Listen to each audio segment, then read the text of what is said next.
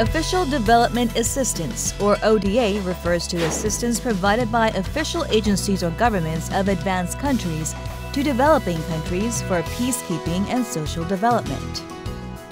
From global threats like terror, armed conflict, hunger, and disease like Ebola, to human rights and environmental issues, the spectrum of international cooperation continues to broaden.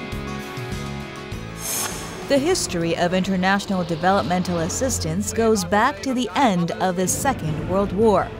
The reconstruction of economies and building of newly independent nations were based on large-scale investment of capital and technology. Since then, international cooperation has focused on eradicating poverty and hunger through NGO activities, volunteerism, and humanitarian aid from advanced countries. Korea's history with ODA started from the international assistance it received for reconstruction, following the widespread destruction of the Korean War. In the 1990s, Korea's role changed from a recipient to a donor.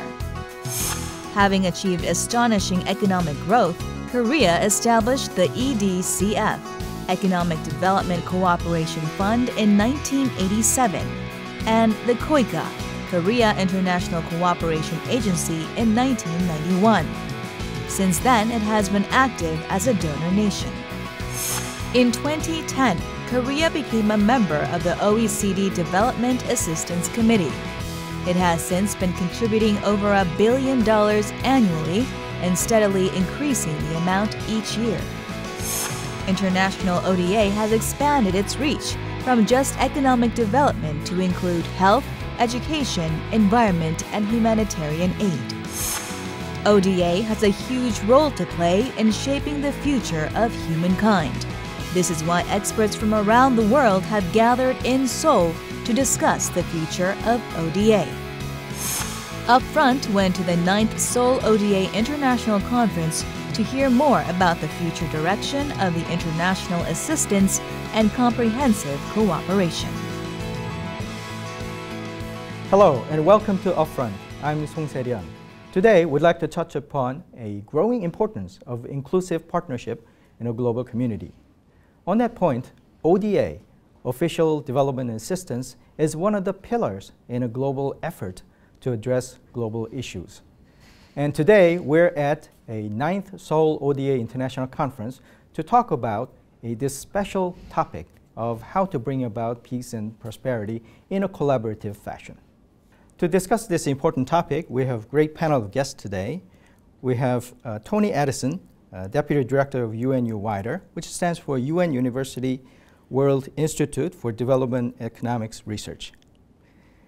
And we have Kim Young-mok, President of KOICA, Korea International Cooperation Agency, which leads Korea's programs for international assistance and development. And lastly, we have Joachim Prey, Director General for Asia, Latin America, and Caribbean Department at GIZ. It's a federal enterprise in Germany specializing at international development. Thank you all for coming. Thank you. Thank you. Now, President Kim, we will start with you to talk about this event. This Seoul ODA International Conference has been an annual event for the past 9 years, beginning with 2007. What are some topics that have been discussed in this conference so far? Well, the topics has been in variety ways formulated. For example, how to increase the effectiveness of foreign aid, and then how to organize the development cooperation in partnership with the recipient governments, and how to make our efforts more transparent and then more accountable. There has been variety of issues. This year's is our purpose is to promote the notion of understanding and notion of SDGs, which has been adopted at the UN summit last month. And one of the key feature of this SDGs is to how to implement. We are being asked to form partnership as inclusive as possible, to put our resources together to promote the goal of SDGs. So this is what we are trying to achieve through this conference. So the selectionist topic is very either happenstance or purposeful because of it the has been very sustainable purposeful development because goals. when we plan the conference, it takes about a year, and we are communicating with our friends and then try to accommodate the schedule. So it has been very purposeful. We try to promote the notion of partnership, which is the key, one of the key elements to implement the comprehensive SDGs. I see. In that sense, Professor Addison, your speech was very to the topic, which was inclusive partnership with the emerging donor countries. Now, please elaborate more on that concept. Emerging donor countries, how is that different from the existing ones, and why is that distinction significant? Well, you have the traditional donors, as we call them, that have been donors for a large number of years. For example, you might think about the United Kingdom, Germany, the Netherlands. These are all donors who've been providing assistance to poorer countries for many years. Obviously, say in the case of the UK, reflecting its colonial heritage. Lately, over the last decade or so, we've been joined by newer or emerging donors. Some of them are very new, and these are countries that have become wealthier over time and now want to give back something to the international system and develop aid programs of their own. And so we have a new and larger community of donors than we ever did in the past. Now, is that important to work with the emerging donor countries, with the existing ones? How does that collaboration enhance the experience? Well, obviously the traditional donors have a large amount of experience, and the current aid architecture that we have started in the late 1940s after the founding, obviously, of the United Nations, which we've just celebrated the 70th year of. But the new donors really bring to the table their own experience in creating economic growth, creating jobs, creating higher living standards. And many of these countries have achieved a considerable amount of development in a very short period of time. So if you want to give an example, it took about 100 years for the United Kingdom, my own country, to reach the status of a high-income country. It's taken countries like Korea about 30 years. So obviously they bring a lot of experience in helping poorer nations along the way. I see. Mr. Prey, you also made a keynote presentation, which is kind of to the point as well, the example of inclusive partnerships. Can you tell us more about what you talked about? I talked about how to make partnerships work, because partnership is coming into the center of the global debate. Now we have the sustainable development, the SDG goals, which also means that we are one world, that we have problems in the world which cannot be solved by one country alone, but which affect all the countries. If we talk about climate change, or if I talk about the environmental degradation or natural resources. So we have to work together and create partnerships, inclusive partnerships, which involve also the governments, but also the private sector and civil society. And to make these partnerships work, you need a lot of persistence, you need strategy, you need processes, so that in the end partnership is not just talking, but also getting an impact on the ground. So this is the topic of my speech. I see. Let's take a pause in the discussion to bring you sights and sounds and see what's happening in the 9th Seoul ODA International Conference. Global experts in the field of ODA have gathered in Seoul for the 9th Seoul ODA International Conference from October 27 to 28. The Seoul ODA International Conference has been held since 2007 to discuss pending issues and future direction of international development cooperation. Discussions in the past had focused on unilateral assistance from advanced nations to the developing. However, At this year's ODA International Conference, the focus was on the role of emerging donors and inclusive partnerships between advanced and developing countries. Key participants included Eric Solheim, chair of the OECD's Development Assistance Committee, and Mark Lowcock, permanent secretary for the Department for International Development in the UK. Sheikha Lubna Al-Qasimi, Minister for International Cooperation and Development of the United Arab Emirates, who couldn't be present, sent a video with her message on the role of the emerging donors. The past decade has seen emerging donors play an increasingly significant role across the global development scene.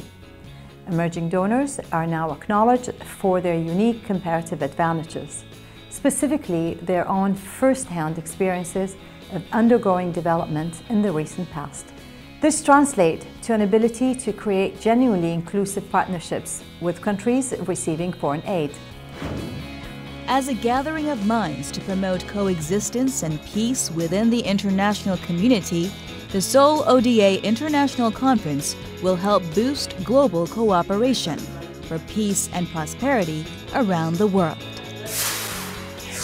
We saw the scenes from this conference, but let's hear more about what's happening in this scene. For example, who's coming here to speak and what subject matter. Maybe you can help us with that. As I explained to you, Professor O, we have planned this purposely. So we have invited, and luckily we got a positive response from many, including OECD organization like Development Assistance Commission Chair Eric Solheim has come, and also existing donors. One of a very, very exemplar leading donor countries, UK, United Kingdom, Permanent Secretary of DFID of United Kingdom has come to join. And also we have almost joined by the Her Excellency Rubina Al-Qasimi from United Arab Emirates, but she couldn't do it. She sent a very powerful message to us. I see. And we were joined by JICA, Japan, you say the US, and Germany, GIZ, and also Netherlands Foreign Ministry, and also we have China, Japan experts. But most important thing for the conference is we were joined by UN systems like UN University, SCAP, UNDP, and really emerging donors like Mexico, Turkey, Thailand, and even Kazakhstan. And also we have a recipient country like Vietnam. So we are really representing all sectors, all players of the global community for development. This is, I think, most important factor that we really serious in making a partnership. It sounds like true to the theme. There is a emerging donors and leading organizations and research centers and leading donor countries and leading emerging countries. They're all over here. I see. Let's focus on a specific strategies of making this happen, making partnerships happen. Let's start with the definition of ODA first. Professor Addison, usually what happens in the ODA is large-scale capital is thrown into a region or the projects, and there has to be international collaboration to work on that. But these days what we see is a lot of private capital gets employed in this situation. So in a way, there's a appearance of partnership, but I'm sure there's a pros and cons of getting a private capitals involved. What's your views on that? Well, ODA is a small part of the overall flow of capital to developing countries. Official aid, ODA, is most important for the poorest countries, including what we call the fragile states, countries that are often emerging out of conflict. These days, though, we're trying to get ODA, i.e. official money, to what we call leverage up additional money through private capital. So you would think, for example, if you were building a piece of infrastructure, can you not only get tax money and aid to finance that, but could you also bring in private investors? Well, in most cases, infrastructure costs at least 500 million, 1 billion, 2 billion. These are all projects of a scale. And then government, particularly fragile governments, are not able to get investment involved from their own equity and others that they are not really prepared. So the idea is that ODA, official government assistance, will help this risk or inability of recipient governments to fulfill their own obligation so that private capitals or multi-bank investment could be possible. So what we are talking is, focus is how to use ODA as a catalyst, catalyst to leverage other capitals or financial resources to come in and join for the public good. I see. From a standpoint of what I see is that rather than speaking of or thinking about the downside, it is a wonder that the private capital gets involved in this effort in an overall partnership situation. How we can help private capitals to join in the development of the country by reducing risk they may take, or by developing upfront investment by official development. Right. Now, this kind of effort, the ODA effort, does not really stay in the financial aid only, but that include technology transfers or the collaborative research projects and cultural projects. What field, probably going forward, would be more of a focus areas in the future if you look forward to it? Yeah. I will make one example, and this has to do with private sector also. In Germany right now there is a big debate about environmental and social standards in textiles and garments. The consumers, they don't want to buy T-shirts or clothes where they have the feeling they are sewn or worked for by people exploited in their working places. I see. Now most of these garments are produced in Bangladesh, for example. And the working conditions there are not very good. Now it's very difficult to work directly with the companies in Bangladesh. So what is done now, and this is a priority program of our ministry, of our minister, is to work with the retail chains in Germany, because they are the ones selling these garments and textiles to the customers. So their interest is to work with their suppliers so that they improve the working conditions of their laborers, because it's their interest to continue selling the textiles and the garments to the customers. And we as GIZ, in behalf of our government, plus these big companies, plus the small companies, plus the government in Bangladesh, talk about how to improve working standards, how to improve the fire protection in these companies, and this is mostly financed by the industry themselves. I see. Because in the end they have an interest to sell their products, but the consumers don't want to buy tarnished products. So there's a whole interest in this chain, and we are moderating, facilitating this process. Right. What's exciting, I think, is that this is not just a German example. We see a lot of different examples. Fair trade is one. There's a process to sort out the blood diamond in Africa. He is mostly talking about partnership and value chain, how to make a value chain more cleaner, and then, in a supply chain sense. Morally valuable. What we are doing with the GIZ mostly is to help human development, because without human development, without proper institution, without capability for management, even if we pour the money, this money can be really sustainable. The project cannot be done. Even if project physically done, the investment may be waste. So we put a lot of efforts together to raise the youngsters to get right skills and jobs. This is one part of a partnership. But what we talk about, for example, garment, is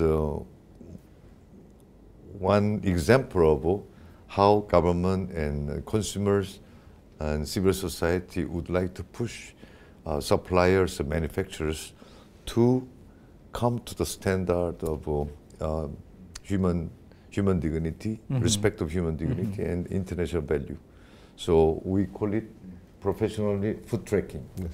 Because anybody cannot be immune from the search of whether bad elements was in the process of manufacturing or not. So what he talks is to make a food tracking by using partner retailers capability, power, so that suppliers would come up with the international standards. So, Right. This kind of a lot of innovative ideas are being discussed and employed. We learn each other. Or another good example is what we are, KOICA, and we are doing together with Samsung in Ghana. We're talking about a vocational school there, and Samsung is supported by KOICA providing the equipment in this school, and the aim is to allow female students to enter this technical education, because usually only male students are allowed to enter, and there's a cultural barrier also, and we cooperate and work together to also allow female students to go in. The interest of Samsung is, on the one hand, they have their equipment, which is then brought into the school, and they also, with their policies, are looking for female technical workers. So it's also something like a win-win situation for all the people and actors participating. President Kim has kind of mentioned the kind of glimpses of what's happening with, especially with GIZ. But more broadly, what is the focus of Korean ODA activities and strategies? As I told you, we are a learning institute.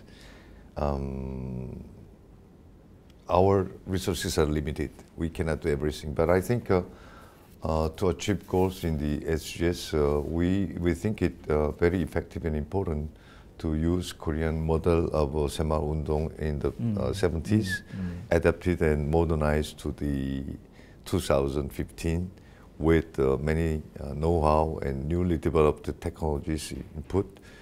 Then it will have quite a good impact on many countries, because even though we have good achievements in MDGs, that the population under extreme poverty has been halved, reduced by half, and then many achievements have made, but I think still 80% of poor population remains in the rural area of developing countries.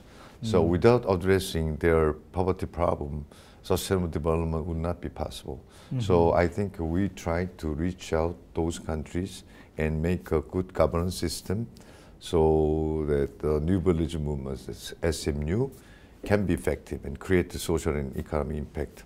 Most important thing is instilling them ownership and spirit of can-do spirit, creating their own future, and making themselves account for their decision making and result. So I think democracy would be nurtured through the process, and this will be very helpful for inclusion also, because these people are mostly disfavored in many aspects. I would like to, Tony will touch a little bit in inequality issue, but I think this movement is also very effective or reduced inequality in terms of inequality of opportunities. Second one we would like to focus is spreading of and maximum use of science and technology, because Korea has been famous, whether it's true or not. Yeah, reputation is Korea is IT, ICT strong country. So many are expecting that we employ many technologies, particularly in line with company like Samsung, LG, CJ, POSCO. We are doing many exploratory, innovative partnership programs. We have recently designed the so-called Creative CTS, Creative Technology Science Program. We have selected new, very innovative technologies from rising small companies, which can be very useful for the developing world. Another area is to help countries to increase the capability of resilience or adaptable capability to climate change damages, which are really imminent. A lot of countries in Southwest Asia and Africa and Central America, they are being affected by super El Nino and drought. Even though Korea has, we have a drought, their life is being threatened by drought. So we would like to help them to increase their resilience against climate change, and also water development. It would be our one of a very brand project. I see. Of course, health and caring for girls will be continued one of our pillar projects. Okay, let's talk about. I know that the WIDER had a 30th anniversary conference, and that was right before this Sustainable Development Summit at UN. So there are a lot of experts making proposals at the time. Probably is very relevant to our discussion. Could you introduce what the experts are saying? Yes, well, one thing that WIDER is focused on, and is quite an issue now in the development community, indeed actually in the community at large, is inequality. We're doing, as we know, quite well on reducing absolute poverty. So the numbers in absolute poverty have been declining, but the gap between the very rich and the very poor has in many countries been widening. Right. And this is a source of social instability. But it's also a demonstration that economic growth, while it lifts up people, is not necessarily lifting up all of the poor in the way that we want to see that happen. So even when we look at some of the middle-income countries, for example, South Africa, you know, we still see a lot of social disadvantage, a lot of poverty. And while people's education and health has improved, they're not really seeing better employment opportunities, better jobs, and so their incomes have not been really rising as much as we want to see. So this is a big challenge: social inclusion, social inequality, and not just poverty reduction. Yeah, in terms of inequalities, I'm curious as to in forming a partnership between kind of emerging and also the established donors. There are differences in economic situations, kind of awareness even, and also economic powers. How do we form an effective partnership between these disparities of different resources? It is very practical question, and really right question for us to think together. In some cases, for example, between KOICA and GIZ. GIZ is a much more expensive, very best conglomerate compared to KOICA. KOICA is a very small, medium company, for example. But in some cases, KOICA is better equipped and prepared than GIZ, like putting our resources directly into the people on the ground, at the bottom of pyramid, like people very much remote and then have no access, nobody cares from the, with the lack of administration. Some countries almost abandon these groups. KOICA has expertise to reach out to them and make them happy, because Koreans are really good at becoming friends very quickly and then giving really warm heart so that they can earn the trust very quickly. I think we are maybe more competitive than GIZ. GIZ is a conglomerate. They can do big things like change climate and then infrastructure, irrigation systems, and then helping them to construct a big power plant. Those kind of things, GIZ is better prepared. So we can coordinate our resources together. We're here whether he agrees. He's very right, but because we are focusing on institutional development. So sometimes it's for us very good to cooperate with institutions like KOICA, who also work directly on the ground. For example, we have in Mongolia cooperation. We're working on the also vocational training system, and we are advising the government and on how to educate the teachers, how to build schools, the planning of where to build schools. But then there are also in the schools, there are the students, and there's the World Skills Championship, for example. This is something where Germany is it's not very known in Germany, but in Mongolia, the people, they're very eager, these students, to go. And Korea is very strong in this. So we talked with KOICA if it would be possible that we could, from these schools, that KOICA could take some of them. We offer the training camp to these groups of students, which GIZ has developed. I see. So we work together, Yeah. and these people were sent to Brazil for the first time in Mongolian history for the world competition. Exactly. So what was, do you know what was the reason? Yeah, they didn't make it to the first 3 places, but they were very happy because it was the first time for Mongolia ever to send somebody to such a championship, and I think they got a lot of the remark, and so it was quite a success, and they are eager to repeat this. It's a good example of kind of addressing different aspects of the situation. In one case, but we could help each other together.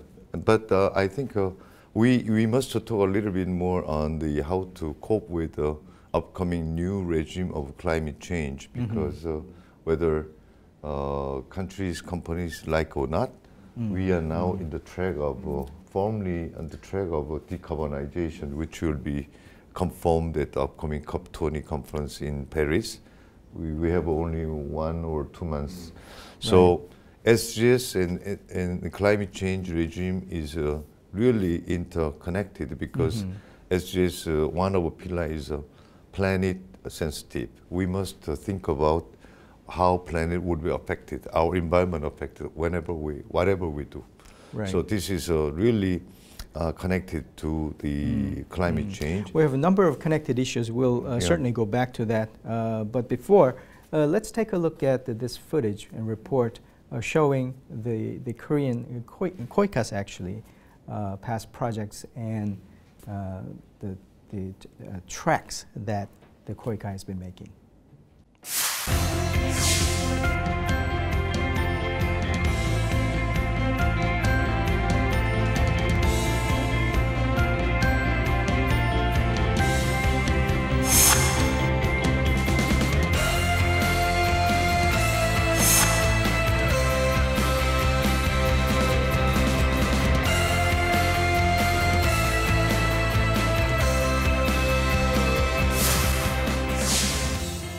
The aforementioned the 30th anniversary conference, I know that the President Kim, you chaired a session called the Inequality, What's Next? Now, this discussion about inequality in the global society, how does that tie into the ODA discussion that we are having? Well, inequality is increasing in most of countries, even in advanced and developing countries. Even though inequality between poor countries and then richer countries have been reduced, but inequality within countries have been dramatically increased in most cases. So this is has become one of a concern for international community, how we can help each other. But depending on how you define inequality, the solutions would become different. Some scholars like Piketty has focused on capital income inequality. Right. But inequality has a variety of aspects, like if you are living in a remote mountain, you have no road, no transportation, you have no access to whatever social goods. Social capital is not available for him or her at all.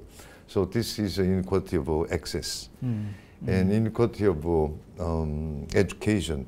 For example, President Kim Young-mok of World Bank cites the lack of education as the fundamental problem for inequality.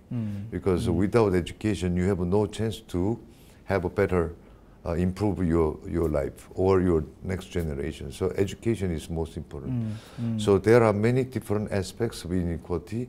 So we, international community for development cooperation, believes that we can help the capability of both government and people who have disadvantages compared to other people to improve their their chances and opportunities of inequality by providing better access to physical access and better educational system and health and sanitation, awareness and knowledge.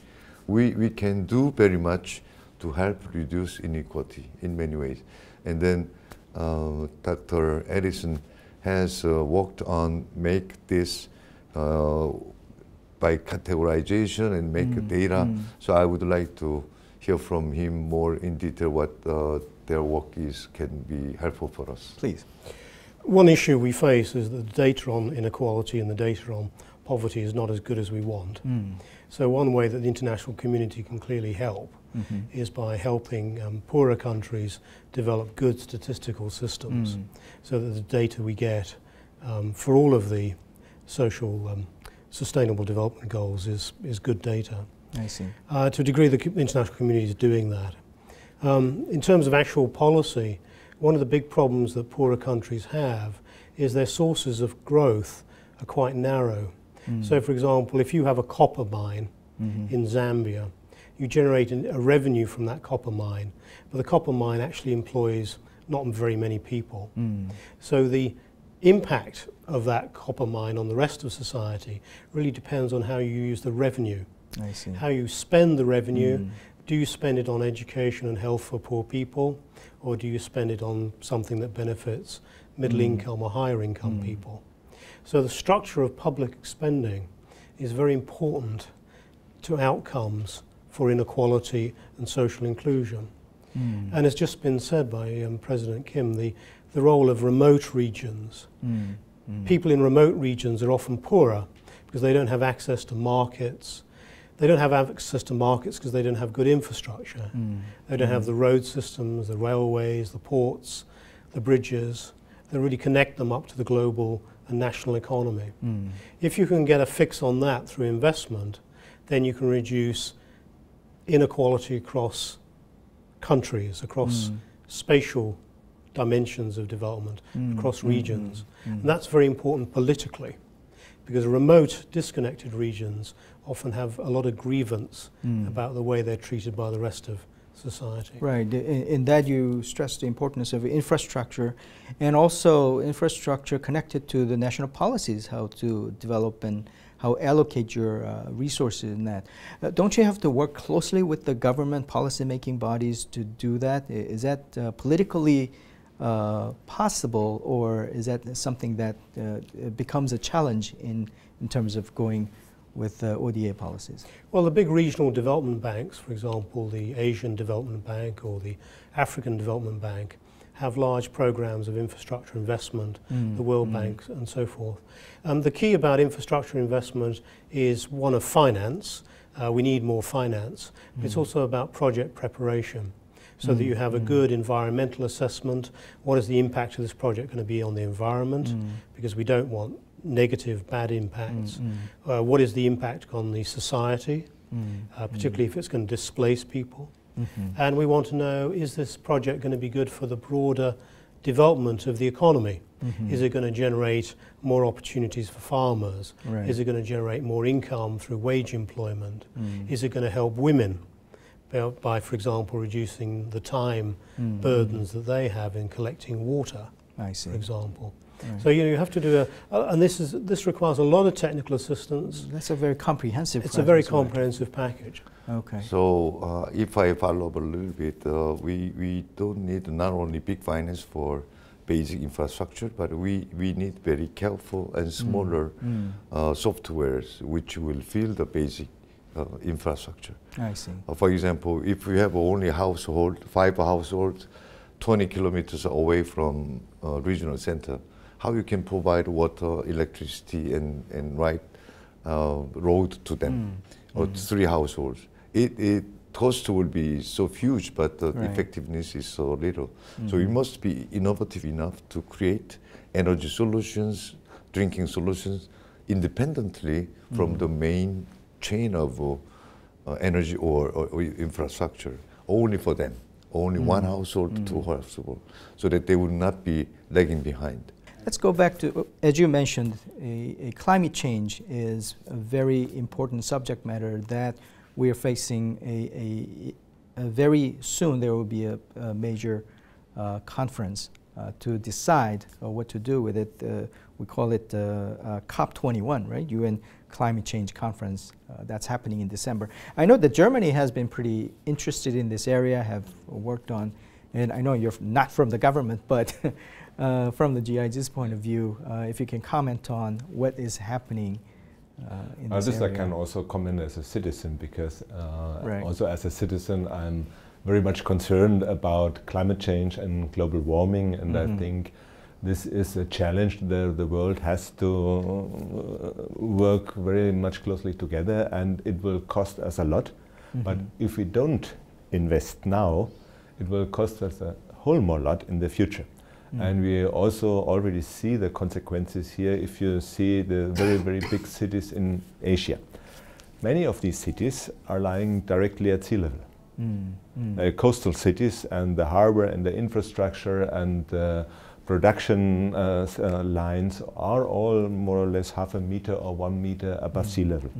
Now we will see that the increase of the sea level is very slowly, but if it comes together with the bigger storms like the typhoons or the hurricanes, then the threat of inundation, and really massive inundation, is a really big one. So avoiding climate change on the one side, and also working together with these countries most affected by the future climate change and the damages there, is of a high priority for, I would say, the German government. And Chancellor Merkel, she just has announced that Germany will double to 4 billion euro per year the money which Germany is giving into the system to fight climate change. So it's a very high priority for the German government, I think justly so. And also we see now with the recent UN Assembly and the SDGs, the Sustainable Development Goals. These are goals which are covering everybody. It's in Germany as well as in South Korea, as well as in Malawi and Africa, because we all are living in the situation that global goods like the climate or like the environment, or to be healthy and not suffer under global pandemics like, for example, Ebola. So these things don't stop at the borders. Right. Right, and they're all connected together. Yes, they are all connected together, and so also to answer this, we have to work together. And I think it's also a big chance for the world to develop these kind of cooperations, which are also necessary for creating a more peaceful, because we shouldn't forget the world at the moment is not a very peaceful situation. Right, as you mentioned, in climate change, it could be mid-term or long-term problem, but the disaster that it generates is a short-term and immediate problems, and also it leads to pandemics, and we have to deal with that. From a middle power point of view, probably, as Mr. Prey mentioned, we have to kind of work together to cope with this global challenges. I think every country will have an additional cost or responsibility burden to reduce their emissions, and then in coming with a new regime of controlling the temperature.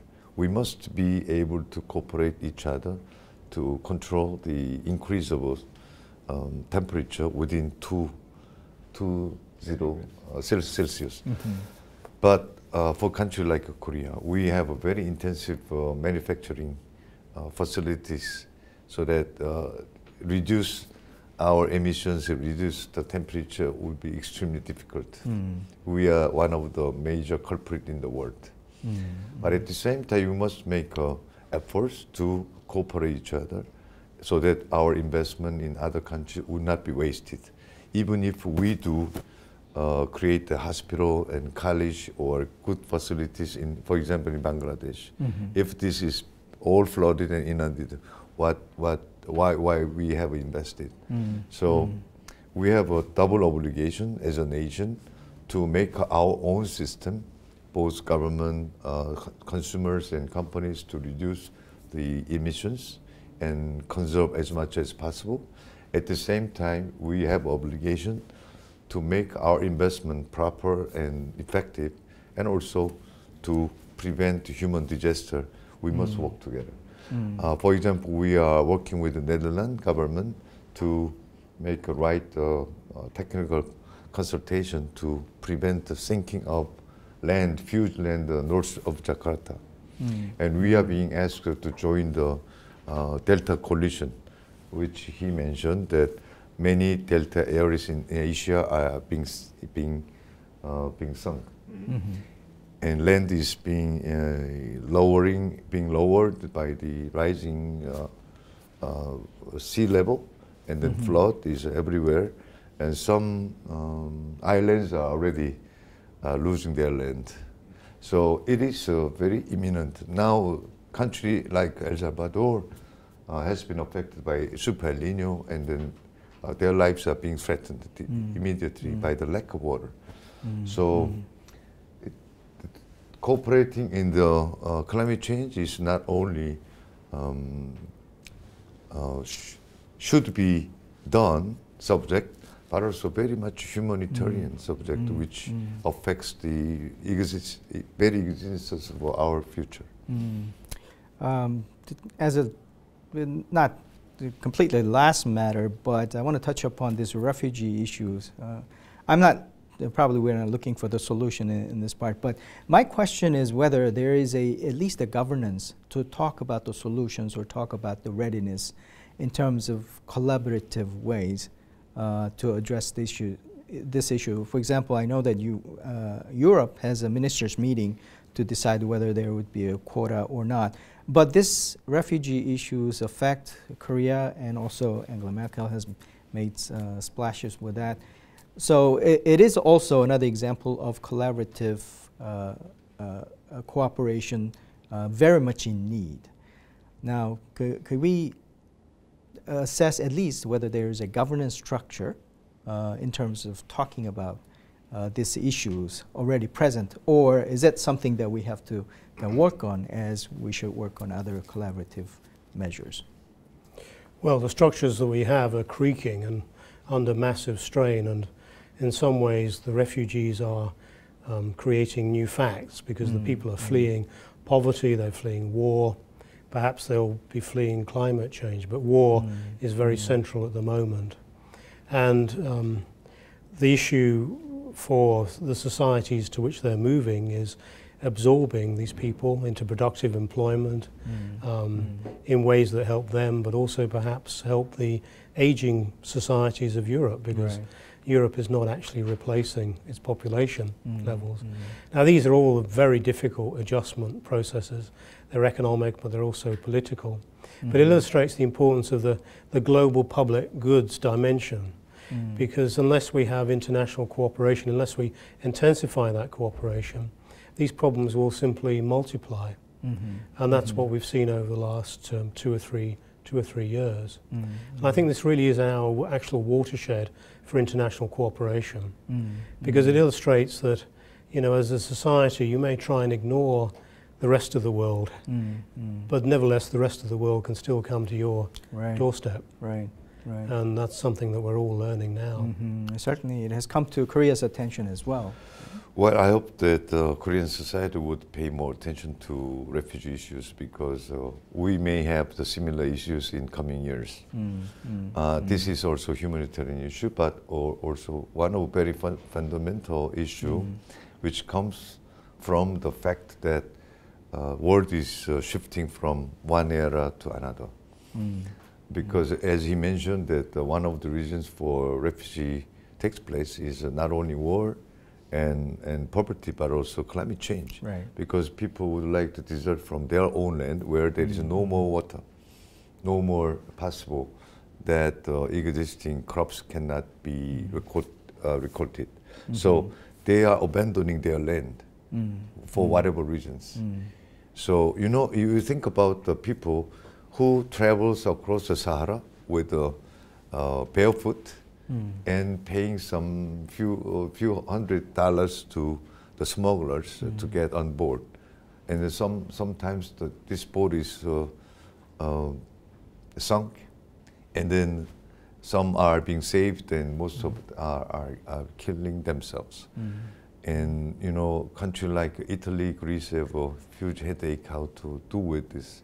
And German government has recently announced that they would accommodate 1 million next year. So this is really, this could change the whole structure of our society.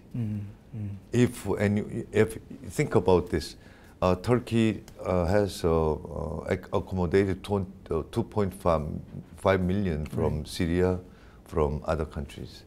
And Jordan, a small country, has a huge different kind of refugees and immigrants. And I heard from Arirang, chair of the DAC, yesterday that 1 of 4 Lebanese is from immigrants or refugees. So this is changing the existing landscape of geography and political system. Many Eastern European countries are still economically, socially fragile, but they have to deal with soaring immigrants from other parts of the region. So we must think about how we can cope with this new phenomenon. We're almost out of time, but I'll give you the chance to... Because there's one phenomena which is not confined to this region only. Because there are 2 motives. One motive is conflict. Conflict, it's internal conflict or war, what we have in Syria right now, or the civil wars in the Western African countries. People leave because they want to survive. And this is what we would say refugees. The other thing is that the world has become very small and very interconnected, and you don't find many regions anymore where people don't have smartphones, don't have relatives living in the big cities or even living overseas. So everybody knows now how good the life is in countries like Korea or in Germany or in the United States. And so the question is, why should I stay in a place where since 50 years nothing has changed, and I don't have any chances for myself or my kids, and 1,000 kilometers farther north or to the west, there are good conditions. I have access to health, I have access to schools, to some social security, so people are on the move. And we have a saying in the, let's say, development community, if the development does not come to us, we come to them. So in a way, we will have to confront this situation. I see. And the solution cannot be to put just fences, but it's a huge problem and will affect profoundly all the societies in the more developed countries. Did he effectively wrap up? I'll give you the last chance to do it. I think he rightly pointed out the very reason why we must do international development cooperation, because he says, if development doesn't come to me, I would like to come to you. I see. This is very simple, but rightly point out the fundamental part. Very powerful message. On that note, we'll have to conclude this discussion. Thank you for your contribution and insights. Thank you. Thank you. We had a discussion about the ODA, but it reminds me of the one precept that the Sustainable Development Summit has left me with, which is the mantra of no one left behind. It seems like in order to do that, we have to work together in different sectors to bring about peace and prosperity in a collaborative way. Now, at the ground zero of some sort, that we talk about this ODA, I get the glimmer of hope that this could work, because it seems like all the necessary ingredients and, most importantly, passion is there. So we await the result of this conference and the actual implementation of what we talked about. Thank you for watching, and we'll see you next time.